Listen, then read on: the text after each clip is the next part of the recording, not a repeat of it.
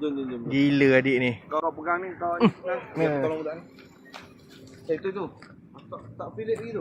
Tu gambar kau tu. Oh iya ke? Aduh, macam mana nak terbalikkan kamera? Aku nak buat tadi terus capai. Ada lagi ke? Sekejap geng. Kita tengok adik anak muda. Anak muda yang mungkin bakal satu hari nanti menjadi YB tempat ni. YB ikan, mungkin kerja perikanan lepas ni. Mungkin. Okey, kau tengok adik ni. Tak, ni guni yang kedua. Tak on lagi. Kau pun. Setiap guni dia hantar 30 lebih kan? Yang ni berapa? Okey. Uyo. Kau tengok apa dekat 40. 36. Oi, 36 kilo. Oh. Sekali lagi. Bukan. Aduh. 37. Oh, dia tukar? Okey, tukar. Mantap lah. Kau ada berapa guni lagi? 2 guni lagi? RM100 datang lagi, semalam dah 100 lebih. Semalam RM170 je. Kan? Tukar, kita pun menjala lah weh. Tu. Mantap lah dik.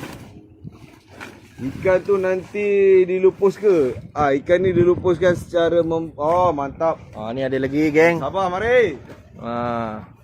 Tu dia. Tak boleh, ada lagi. Dia ada 2 grup. Sekejap bang. Okey, Ini pun sampai dah. mantap kan?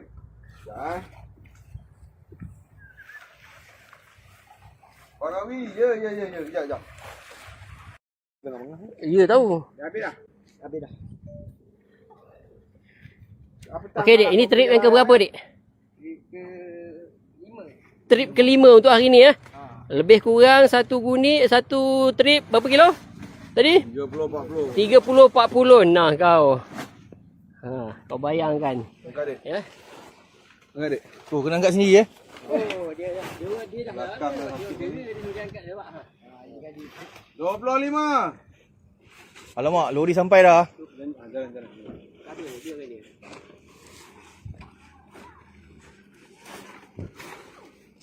Ikan semua ya, bukan kata letak batu ke apa tu. Bukan letak batu ladung ke apa tu. Ikan semua Dah, satu je 25 kilo. Bangga sikit, senyum sikit. Senyum sikit. Ya, ni kau dek oi. Satu hari kau akan terkenal dik di lorong Haji Taib.